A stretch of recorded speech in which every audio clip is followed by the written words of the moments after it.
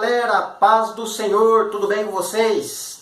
Quero apresentar para vocês hoje, sem falta, qual vai ser a aliança que o anticristo vai propor para Israel e para o mundo, né? Qual vai ser esta aliança que vai seduzir o mundo, tá certo? Hoje eu quero tratar deste assunto.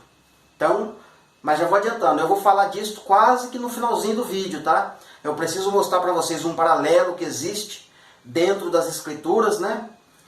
Com relação ao Cristo e o anticristo, né? Cristo e seu corpo, o anticristo e seu corpo, Cristo e seu pai, o anticristo e seu pai, o Espírito Santo e o espírito da iniquidade, e por aí vai. Então, é um paralelo que eu preciso trazer de maneira resumida, é claro, não dá para falar muito tempo, né? Porque é muito grande, muito complexo, muito difícil de entender e também muito difícil de se explicar. E, inclusive, é tudo novo para mim, né? Coisas que eu estou aprendendo agora. Então eu peço um pouquinho de paciência, tá? E aí a gente vai trabalhando os vídeos aí nos próximos, eu vou ajustando, melhorando uma coisa aqui, outra ali, a fim de que você seja edificada, a igreja de Deus seja edificada, tá certo? Deixa eu pegar a régua aqui. A gente vai começar aqui então, falando desde lá de cima. Então a gente tem aqui em cima, deixa eu ficar numa posição que não atrapalha. Você tem o Espírito Santo, certo? Espírito Santo de Deus. Em contraste, você vai ter o espírito da iniquidade, tá vendo aqui, ó? Depois a gente tem Deus como nosso Pai, né? O Deus Todo-Poderoso, o Deus Criador. Em contraste, você vai ter o quem? Satanás, né? O diabo, certo? E também a gente sabe que o Senhor Deus tem um filho, Jesus Cristo, tá? Nosso irmão. Esse Jesus tem como contraste também o anticristo, tá certo? Que por sua vez é filho, é descendente de Satanás. Tá ok? E esse espírito da iniquidade também a gente pode chamar de falso profeta, né? Falso Cristo, tá? Assim como o Espírito Santo é Deus, né? E Jesus é Deus, e Deus é Jesus, e Jesus é o Espírito Santo, e por aí vai. Esses três também formam, de uma certa forma, um todo, tá? Então vamos lá. Bom, antes da gente passar para esse quadro de baixo, 2 Tessalonicenses, capítulo 2, versículo 4, o apóstolo Paulo frisa lá, né, algo interessante, né? Que o anticristo, o homem do pecado, né, quando chegar a época dele, ele vai ser contra Deus, né? Tudo quanto é objeto de culto a Deus, vai se levantar contra todos os deuses, né? Todo quanto é tipo de deuses que existe por aí, todas as religiões, ele vai derrubar tudo, né? Vai acabar com tudo. Vai chegar a um ponto de se assentar no santuário de Deus, ostentando como se fosse o próprio Deus, ou querendo parecer Deus. Então, por toda a Escritura vai ter um paralelo, né, do anticristo querendo parecer Deus, né? E o Senhor Deus nos mostrando, nos revelando as obras, as intenções, as atitudes e tudo que está relacionado a Ele dentro da palavra. Por isso é importante meditar, estudar a palavra do Senhor Deus, tá certo? Então vamos começar aqui, ó, nos evangelhos, né? Em Mateus começa com João Batista, tá certo? João Batista, né, começa pregando no deserto, né? Pregando arrependimento para a remissão de pecados, né? E batizando com água, né? E o próprio João Batista vai dizer: eu estou batizando vocês com água, mas depois de mim vai vir alguém que vos batizará com o Espírito Santo e com fogo. Esse Espírito Santo e fogo que João Batista pregou não é o dom de línguas, né? Não é o falar em línguas, né? Esse Espírito Santo que ele está falando está lá em Zacarias capítulo 13. É uma expressão de provar alguém, né? Purificar alguém pelo fogo, né? Tá certo? É uma outra expressão, é um outro estudo, mas não é dom de línguas, tá? Que ele está falando. Depois que João Batista está pregando, que ele anuncia, logo em seguida ele vai falar o quê? Eis aí o Cordeiro de Deus que tira o pecado do mundo. Cordeiro, Jesus Cristo, tá? Nosso Messias, Cordeiro. Depois esse Cordeiro vai até o Rio Jordão para ser batizado, tá certo? Então ele se batiza no Rio Jordão. Depois ele vai para o deserto, né? Ser tentado, Jesus. Saindo do deserto ele vai para o ministério profético dele, né? Ministério de pregação, de testemunho, de profetizar, de fazer cura e tudo mais. Jesus. Depois ele passa por tribulação em sua vida, tá certo? E depois dele passar por tribulação em sua vida, ele morre, né? Morre, ressuscita ao terceiro dia e é arrebatado para Deus, tá certo? Está à direita de Deus, até chegar o momento da sua segunda vinda. Então a gente frisou aqui, tá certo? Isso é um paralelo da vida de Jesus, né, de uma maneira resumida. Mas agora a gente vai voltar de lá para cá de novo, novamente, mas fazendo comparações com as obras do anticristo ou coisas semelhantes a ele. Então a gente já viu que falou do João Batista no início. João Batista é o profeta de Deus, é o verdadeiro profeta e maior, inclusive. O próprio Jesus fala que ele é o maior dos profetas, né? Mas do anticristo vai ter um mensageiro, né? Sempre anunciando o mensageiro: ei, vamos fazer guerra, vamos juntar para a guerra, né? É o mensageiro. Então lá em Obadias começa falando do mensageiro, né? Vamos lutar, vamos pelejar contra Edom. Profeta Jeremias também vai falar muito sobre esse mensageiro, né? Abacuque 2 vai falar que esse mensageiro tem uma boca arrogante. E ele ajunta nações para a guerra, né? E a morte e o inferno segue este homem, de Abacuque 2, né? Olha aí. Então ele também é semelhante a um falso profeta, né? Essas expressões. Então veja que tem o João Batista, que é o verdadeiro profeta de Deus, e tem o mensageiro, que é o falso profeta, que ele se enquadra em vários pontos, por conta de estar falando aqui, ó, do espírito da iniquidade, tá? Depois a gente tem o Cordeiro de Deus, que a gente já falou que é o nosso Messias, o nosso Cristo. Mas vai ter o Cordeiro de Satanás, né? Quem que é o Cordeiro de Satanás? É o chifre pequeno. E quais as expressões que a gente pode comparar com o Cordeiro de Deus? Apocalipse 13, verso 11. Vai aparecer lá uma besta que sai da terra, né? A besta que sai da terra, que é um cordeiro com 2 chifres. Um cordeiro com 2 chifres. Só que ele falava como dragão. Lembra do dragão de Apocalipse 12? Então ele tem 2 chifres, é um cordeiro e fala como dragão. Só que o cordeiro, né? O cordeiro não fica sempre cordeiro, ele cresce.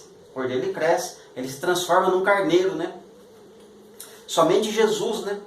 É de ponta a ponta, né? Desde antes da fundação do mundo e depois da fundação do mundo, ele pode continuar sendo cordeiro, né? Porque a Bíblia toda revela ele como cordeiro, né? Mas o anticristo não, ele tem um tempo de cordeiro, mas depois ele se transforma num carneiro.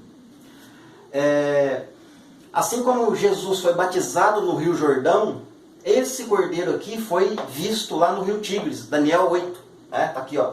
Daniel 8 viu ele lá em cima do Rio Tigres, né? Já era um carneiro, que ele dava a cabeçada para o norte, para o sul e para o ocidente, né? Ou seja, nenhum dos animais podiam se defender dele, né? Mas ele viu o carneiro sozinho. Quem que é os outros animais que ele estava matando? Eram os 10 chifres da besta, né? Esse carneiro estava matando. E depois em Apocalipse 16 vai aparecer o quê? O rio Eufrates se secando, várias coisas acontecendo com relação ao rio Eufrates, né? E todo o império do anticristo, seus adoradores, os seus reis, o falso profeta, tudo junto, se ajuntando para a peleja contra o cordeiro da igreja, né? E isso vai estar num montante lá em Apocalipse 16, né? Quando aparece lá, sai do rio Eufrates, né, do fundo do poço, quando a estrela cai, filho da alva, né? A estrela da alva, que é o anticristo também, abre o poço, sai gafanhoto, sai demônio, sai tudo quanto é tipo de bicho ruim, né? Sai de dentro do poço, né? Ou seja, todo, como é que se diz? É revelado toda o corpo do anticristo, né? Vamos falar assim, lá em Apocalipse 16. Depois que, assim como Jesus, como cabeça, foi para o deserto para ser tentado, ser provado e ser preparado para profetizar, para pregar, para o seu ministério, a igreja também vai ser conduzida para o deserto, lá em Apocalipse 12, inclusive verso 17, né? Onde Satanás, o dragão, a antiga serpente, que é o diabo, vai fazer guerra, né? Vai lutar contra os descendentes da mulher, né? Que deu o filho, que gerou um varão, que foi arrebatado para Deus, né? Então ele vai fazer o quê? Aparece que ele fica na areia da praia do mar, mas ele vai ter que ir atrás dessa mulher, né? Da igreja. Assim como Cristo foi tentado no deserto, a igreja também precisa ser tentada no deserto, né? Para o Senhor Deus ver quem é que é dele e quem não é, né? No deserto, então, todos nós vamos passar por um deserto, mas não vai ser um deserto de areia, um deserto igual Jesus ficou lá no deserto, né? Vai ser um deserto de desprovisão do sistema da besta, né? Muitas coisas nós não vamos ter neste deserto, né? É neste deserto que o Senhor Deus vai provar os corações, tá certo? Deixa eu passar para o lado de cá, que agora ficou apertado ali para mim. Então, saindo do deserto, A gente viu que Jesus teve um ministério na terra, né? Pregação, testemunho, cura, milagre, profecias e por aí muitas coisas o Senhor Jesus fez. Como ele é o cabeça e tudo isso se cumpriria no seu corpo, então quando ele ascende aos céus, é arrebatado, vem o Espírito Santo em Atos 2, né? Batiza o corpo, as duas testemunhas começam em Atos 2 e vai findar lá em Apocalipse 11, com esse ministério, né? De profetizar, de fazer tudo isso, né? E isso é as duas testemunhas. Depois, assim como Jesus teve tribulação na sua vida um pouco antes dele morrer, vai vir grande tribulação sobre as duas testemunhas, porque na grande tribulação a besta, né? A besta que sai da terra, que é o carneiro de 2 chifres, é o cordeiro de 2 chifres, só que depois ele vai se transformar num carneiro, porque ninguém vai poder resistir ele. Então ele vai perseguir a igreja, vai ter grande tribulação para a igreja, uma parte da igreja vai morrer, a outra parte estará no deserto sendo tentada. Para acontecer o quê? Segunda vinda de Cristo, né? Segunda vinda de Cristo e morte e ressurreição também para a igreja e assim sucessivamente, tá? Não dá para falar mais porque são assuntos grandiosos, né? Cada pontinho desse dá um estudo muito grande, então não dá para a gente ficar... eu só estou fazendo de maneira resumida aqui para vocês. E agora eu quero ler 3 textos para a gente falar então da aliança, né? Da qual eu já venho prometendo há algum tempo aí. Então são 3 textos que eu quero ler, na verdade 2 textos nos profetas e 1 texto no Evangelho de João. Isaías capítulo 9, versículo de número 7.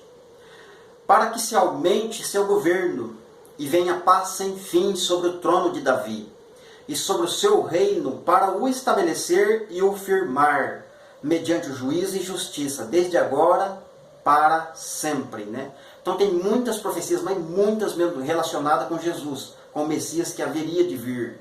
E todas as profecias apontam que seria um reinado sem fim, um reinado de justiça, um reinado eterno, né? O outro profeta é Daniel, capítulo 7, versículo 14, que vai dizer assim: foi-lhe dado domínio e glória e honra, e o reino para que os povos, nações e homens de todas as línguas o servissem. E o seu domínio é domínio eterno, que não passará seu reino e jamais será destruído. Então veja que esses 2 versos, tanto Isaías quanto Daniel, está falando que o reino de Cristo seria um reino eterno, né? Um reino sem fim, um reino de paz, de justiça, né? E por aí vai. Agora eu vou ler um outro verso que vai dar um contraste, né? É um verso que vai estar falando mais do inimigo, né, do anticristo, que do próprio Messias. Evangelho de João, capítulo 12, versículo 34. Respondeu-lhe a multidão: nós temos ouvido da lei que o Cristo, quando ele vier, deve permanecer para sempre. E como diz tu ser necessário que o Filho do Homem seja levantado? Quem é este Filho do Homem? Muito bem. Então é aqui que está o interessante. Então, por toda a lei, por todos os salmos, aonde você for meditar sobre as profecias que falam da vinda de Cristo como um reino sem fim, falam destas formas, né? Então os judeus, os fariseus, os saduceus, toda aquela multidão que estavam perseguindo Jesus, contra Jesus na época da sua vinda, da sua carne, sempre como é que se diz aqui? Se contrariavam a ele, né? Eles não aceitavam o que ele dizia, né? E uma das expressões que ele usou muito nos 4 evangelhos, ele disse que o Filho do Homem seria levantado da terra. Aí que está o detalhe. Na lei, né, em Êxodo 22, se eu não estiver enganado, tá? Desculpa que eu não me lembro, estou falando de cabeça aqui. Êxodo 22 fala que se um ladrão, um bandido cometer um crime e ele não tiver dinheiro para pagar, para reembolsar aquele crime, aquele roubo que ele fez, ele deve pagar com a sua própria vida, e isso pendurado no madeiro, né? Ou seja, numa cruz, né? Ou num pedaço de pau pendurado. Então, para a lei e para os judeus, vamos dizer assim, para muitos israelitas inclusive, quando um homem diz eu vou ser levantado da terra, este homem está dizendo eu sou bandido, eu sou assassino, eu sou cruel, né? Eu mereço morrer desta forma. Então, para eles é o pior tipo, é o pior crime, né? É o pior tipo de pecado, vamos dizer assim, de ruim que um homem pode ter, né? Então, quando Jesus fala que vai ser levantado da terra, para eles está dizendo, opa, esse cara é maldito, né? Isso não pode ser o Messias, né? porque o Messias vai reinar para sempre, ele não pode morrer. Porque na lei, quando o homem é levantado num madeiro, isso significa que ele iria morrer no madeiro, ele não ia viver. Então Jesus frisou muito isso, eu vou ser levantado, né? E ao terceiro dia eu vou ressuscitar. Mas a parte que ele fala que eu vou ressuscitar, eles não dão crédito, né? Bom, o cara maldito, como que ele vai ressuscitar, né? Maldito criminoso. Então essa parte de ser levantado da terra, para os judeus, né? Se Jesus, uma outra coisa, se Jesus não tivesse morrido na cruz, vamos dizer assim, mesmo que ele tivesse sofrido, mas não morrido, e permanecesse vivo, eles dariam mais crédito a ele, do que por ele morreu, né? Porque eles creem, né, nas profecias que o Messias chegasse, ele vai reinar na terra e não vai morrer. E vai ser um reino eterno de tranquilidade, de paz, de justiça. Então esse é o lado de Jesus, né? É a profecia que fala de Jesus. Mas o anticristo, qual a aliança que ele vai fazer? Ele vai fazer uma aliança de um governo de justiça e de paz eterno. O detalhe é que esse cordeiro do anticristo não vai morrer. Não vai morrer. Inclusive ele vai chegar num momento de guerra, de bastante destruição, de muita gente contra Israel, vamos dizer assim. Ele vai se dar como se fosse um mocinho, né? Ele vai querer defender Israel, vai proteger Israel. Vai limpar todo tipo de idolatria, né? Como está lá em Daniel 11, a partir do verso 30, quando ele fala que ele vai destruir todos os deuses, né? Vai se levantar contra os deuses, né, dos seus pais, e todos os deuses que tiver, ele vai destruir tudo. Ele não vai permitir idolatria, porque ele vai ser adorado, ele já tem tudo planejado, arquitetado, né? Então ele vai destruir tudo isso. Então o que ele vai fazer? Ele vai propor um reinado de paz em Jerusalém, em Israel, vamos dizer assim, e vai propor vida eterna por meio da tecnologia, né? O irmão Luiz de Moyama está fazendo bastante vídeos, né, relacionado à parte da marca da besta, com relação à tecnologia dos últimos tempos, né? Então, são vídeos que eu indico, né, são estudos que ele está fazendo lá que eu indico, né, são bacanas, né, muito edificante, né? Ele medita muito nas escrituras, né? Então, essa tecnologia, que é a inteligência artificial, na mão da besta, ele vai fazer o morto levantar, ele vai trazer vista ao cego, vai curar as pessoas, ou seja, ele vai fazer muitos sinais e prodígios, como Paulo fala, né? Só que prodígios e sinais de mentira. Vai enganar, se possível, até os escolhidos, né? A palavra fala. Então muitas pessoas serão enganadas por ele. E ele vai propor esse reino de paz e tranquilidade no momento que vai estar em guerra lá. Vai acabar com a bagunça, vai acabar com o comércio lá em Jerusalém também, né? Como está em Zacarias, capítulo, o último versículo lá no capítulo 14. Capítulo 14, no último verso do capítulo 14. Que jamais não haverá comércio em Jerusalém, né? Então ele vai destruir todo o comércio, inclusive, né? Então ele vai parecer o próprio Messias mesmo. E eles vão aceitar isso. Vão aceitar essa aliança, essa vida eterna, entre aspas, né? Vida eterna pela inteligência artificial, pela tecnologia. Não a vida eterna que é oferecida em João 10:10, né? Eu vos dou vida e vida com abundância, vida eterna, vida para sempre, né? Mas o adversário vem para roubar, matar e destruir. Então essa é a expressão, os paralelos que nós temos que fazer, né? Eu estou estudando isso ainda, é novo para mim, que eu disse no início. Muitas coisas ainda vão surgir, eu tenho certeza. Se a gente pegar para estudar esse outro lado, né, da moeda, vamos dizer assim, já que agora abriu um leque muito grande para falar do anticristo, por ter coisas semelhantes ao nosso Cristo, né? Tem que tomar muito cuidado, inclusive, né? Tem coisas ali que se você não prestar atenção, passa batido. Mas então a aliança que eu penso que ele vai fazer é relacionada à vida eterna, mas é uma vida eterna por meio da tecnologia, por meio da mentira, sinais e prodígios, né? E detalhe, vai ser uma vida eterna, entre aspas, né, que você vai poder desfrutar dos prazeres do pecado, né? Vai ter essa vantagem ainda, desfrutar dos prazeres do pecado, porque já que vai ser por meio de uma máquina, vamos falar assim, da robótica, tecnologia, eu não sei nem o nome como me expressar aqui, né? Então, o ser humano vai olhar para aquilo e falar, poxa, vida eterna, continuar vivendo para sempre, ainda continuar a gozar da vida, quem que não vai querer? Então essa eu penso que vai ser a aliança que ele vai fazer com muitas pessoas, com muitas nações, inclusive com Israel, né? Inclusive com Israel. Então, que Deus abençoe vocês, eu espero que vocês tenham compreendido, né, entendido. Vou continuar falando desses assuntos, meu tempo está um pouco curto para estudar e meditar nessas coisas, mas sempre sobra um tempinho, eu preparo aqui a lousa, faço um vídeo, mas eu vou continuar falando dessas coisas que são coisas importantes, inclusive agora, né, que está findando, parece que o negócio está estreitando, e a gente precisa aprender mais, entender mais coisas relacionadas aos últimos dias, para que nós venhamos ficar preparados mesmo para aquilo que há de vir, tá certo? Que Deus abençoe vocês, não esqueçam de curtir, compartilhar no YouTube, no Face, na página Ministério Efraim, tá? Estou colocando os vídeos lá que fica mais fácil das pessoas encontrarem, tá? Que Deus abençoe vocês e até a próxima em nome de Jesus.